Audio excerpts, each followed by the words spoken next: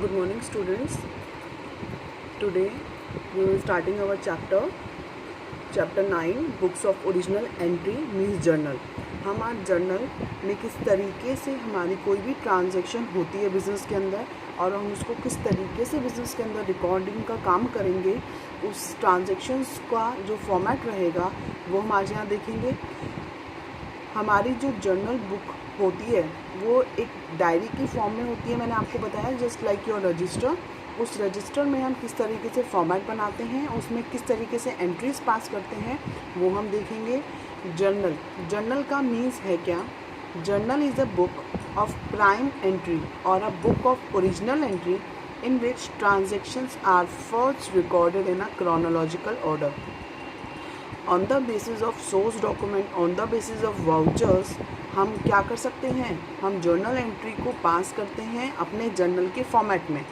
Journal entry को हम date wise transaction date के अकॉर्डिंग हम क्या करते हैं, उसको क्रोनोलॉजिकल ऑर्डर में लेके जाते हैं अपनी ट्रांजैक्शंस को। और ट्रांजैक्शंस को करने का जो फॉर्मेट है हमारे पास वो देखिए, format of journal, date, particular, LF, amount means हमारे पास टोटल 5 कॉलम्स होते हैं जर्नल के फॉर्मेट में, जिसमें पहले कॉलम में हम डेट मेंशन करते हैं, पर्टिकुलर के कॉलम में हम 2 अकाउंट अफेक्ट करते हैं। हमने आपसे बात की थी कि आपके 2 अकाउंट अफेक्ट होते हैं पर ट्रांजैक्शन। हमारी ट्रांजैक्शन है गुड्स परचेज्ड की, तो गुड्स परचेज की ट्रांजैक्शन में परचेज अकाउंट डेबिट होगा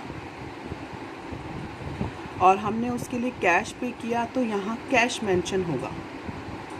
ठीक है, तो परचेज अकाउंट डेबिट है तो परचेज का अमाउंट कॉलम में अमाउंट आएगा, कैश कॉलम CR है, क्रेडिट है तो उसका कैश कॉलम में अमाउंट आएगा, मीन्स CR कॉलम में। ठीक है, तो इस तरीके से हमारे पास फर्स्ट में डेट, सेकंड में हमारा फॉर्मेट रहेगा जो हम एंट्री ट्रांजैक्शन पास करेंगे। ठीक है, और उसके बाद जो हमारा उसका सेम परचेज का जो अमाउंट होगा वो डेबिट कॉलम में आएगा। डेबिट नेचर का अकाउंट ऊपर आता है, क्रेडिट नेचर का अकाउंट नीचे आता है। तो हमें पर ट्रांजैक्शन ये अकॉर्डिंगली देखना है कि हमारी कौन सी ट्रांजैक्शन डेबिट होगी, कौन सी ट्रांजैक्शन CR होगी। तो पर डेबिट बैलेंस का, डेबिट अकाउंट का बैलेंस डेबिट में और क्रेडिट अकाउंट का बैलेंस क्रेडिट साइड में। ठीक है, अब बात करते हैं लेज़र फॉलियो की। ये लेज़र फॉलियो हमें फ़िलहाल हम जो जर्नल की एंट्रीज करेंगे उसके अंदर इसकी कोई रेलिवेंस नहीं है। ऐसा क्यों? क्योंकि जो जर्नल हम मेंटेन करेंगे साथ साथ जो लेज़र्स फॉलो किए जाते हैं, मीन्स ये particular purchase account ledger folio में ऑन पेज नंबर 5 पे है। Cash account in ledger folio means ledger का पेज, लेजर जो बुक है उसके अंदर ये किस पेज पर ये अकाउंट है, वहाँ एक तरह से ये लेजर का इंडेक्सेशन का काम करता है ये वाला साइड ना। ठीक है, तो हम इसमें अभी लेज़र प्रिपेयर कर नहीं रहे हैं, तो हम तो हमारे पास तो है नहीं वैल्यूज़, तो हम इसको क्या करेंगे, बट फॉर्मेट में है तो हमें इसको साथ लेके चलना पड़ेगा। ठीक है, तो ये हमारा ऑलमोस्ट खाली रहेगा। तो हमारे पास फर्स्ट डेट कॉलम, पर्टिकुलर में हम लेजर एंट्रीज़ को जर्नल एंट्रीज़ को क्या करेंगे, जर्नलाइजिंग का काम करेंगे। उसके बाद हम अमाउंट कॉलम्स में क्या करेंगे, उनकी पर्टिकुलर वैल्यूज़ को डिनोट करेंगे। ठीक है, तो मैं आपके पास आपको कुछ एग्जाम्पल के साथ आपको जर्नल एंट्रीज़ किस तरीके से पास करेंगे वो बता देती हूँ। देखिए, मैंने अभी आपके पास फ़िलहाल परचेज़ की एंट्रीज़ ली हैं, जिससे हमें एक कंसेप्ट हमारा स्ट्रॉन्ग हो जाएगा। उसके बाद कल हम सेल्स की रिगार्ड्स में बात करेंगे। देखिए, फॉर एग्ज़ाम्पल में फर्स्ट एग्ज़ाम्पल है मेरा गुड्स परचेज्ड। अच्छा, पहले तो बात करते हैं, हमने गुड्स की बात की। गुड्स मीन्स हमने जो अकाउंटिंग इक्वेशन का टॉपिक किया था उसके अंदर हमने स्टॉक किया था, इसका नाम रखा था कि गुड्स आया तो हमने उसमें ऐड कर दिया, गुड्स गया उसको सेल करा तो हमने क्या कर दिया, उसको माइनस। तो अब हम क्या करेंगे, अगर गुड्स आएगा बिजनेस में मीन्स ऐड होगा, और इसमें दूसरी टर्म हम यूज़ करते हैं परचेज। और अगर हमने गुड्स सेल किया तो माइनस करना होता है, मीन्स सेल टर्म यूज़ करेंगे उसके लिए। तो अगर गुड्स ख़रीदा तो हमने परचेज अकाउंट को डेबिट करेंगे, और गुड्स सेल किया तो ये हमारी क्या है, इनकम, इसको CR करना पड़ेगा। परचेज क्या है हमारा, नॉमिनल अकाउंट। तो नॉमिनल अकाउंट के अकॉर्डिंग क्या होगा, purchase all debit all expenses and losses, and credit all incomes and gains. तो अकॉर्डिंग टू नॉमिनल अकाउंट ये DR होगा और अकॉर्डिंग टू नॉमिनल अकाउंट ये CR होगा। ठीक है, चलो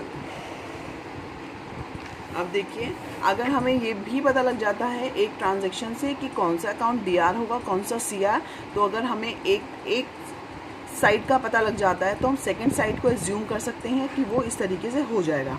तो हमें मेन ज़्यादा टेंशन लेने की नीड नहीं है। तो हमारे पास क्वेश्चन का फॉर्मेट जो है हमारे जर्नल का, उसमें हमारे पास डेट्स मेंशन नहीं है।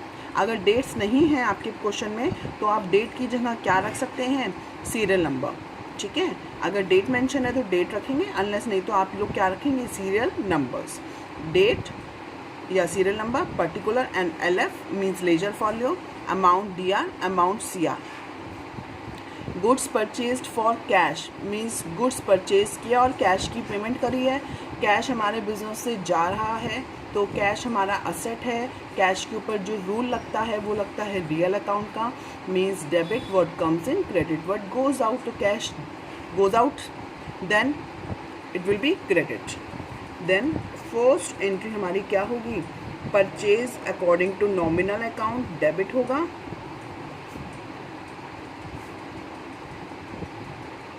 इस तरीके से, ठीक है, purchase account debit, cash account. जो फर्स्ट अकाउंट आएगा वो ऊपर आएगा, सेकंड अकाउंट इससे हम राइट साइड में शिफ्ट करके थोड़ा सा इधर लिखेंगे कैश अकाउंट, और उसके आगे मेंशन करेंगे to, purchase account debit to cash account. इस तरीके से एंट्री पास होती है। परचेज डेबिट, कैश हमारा बिजनेस से जा रहा है तो वो क्रेडिट होगा।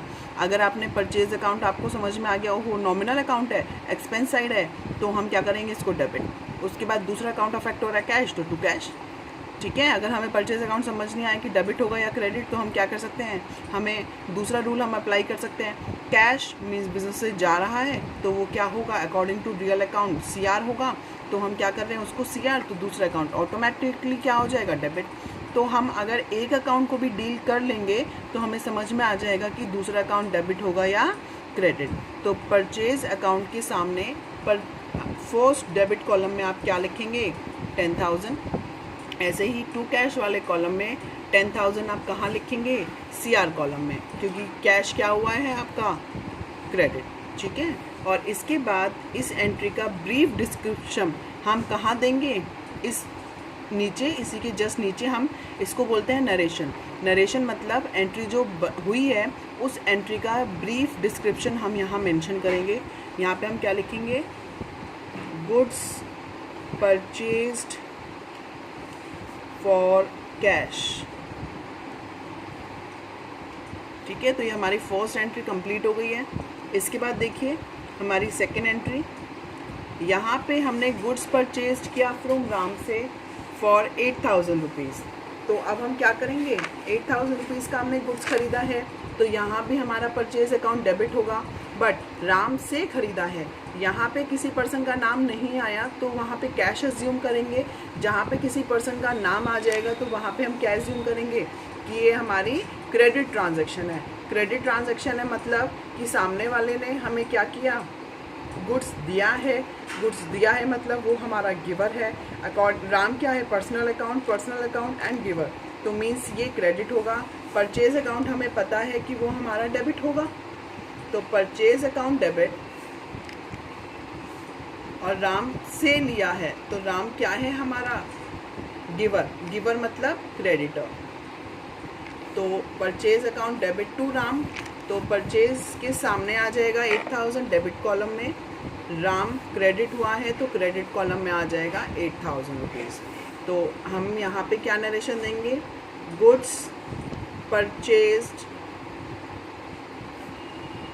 On credit from Ram. अब देखिए थर्ड एंट्री, अब यहाँ पे क्या है, फर्नीचर परचेज की बात की गई है। फर्नीचर परचेज फॉर कैश, अगर गुड्स परचेज करते तो परचेज अकाउंट आता है। अगर फर्नीचर मींस असेट की खरीदने की बात की जा रही है तो असेट मींस असेट का नेम आएगा। असेट है तो रियल अकाउंट लगेगा। बिजनेस में फर्नीचर आ रहा है मींस कम्स इन, इनकी बात हो रही है तो रियल अकाउंट है, डेबिट होगा। Furniture account is debited. और क्या हुआ है, फॉर रुपीज़ है, मतलब कैश ट्रांजैक्शन है, और बिजनेस में फर्नीचर आया है और कैश गया है, दोनों ही रियल अकाउंट हैं। तो एक आया तो डेबिट और एक गया तो क्रेडिट। तो डेबिट कॉलम में डेबिट का अमाउंट एंड क्रेडिट कॉलम में क्रेडिट का अमाउंट। इसका नरेशन आ जाएगा फर्नीचर परचेज्ड।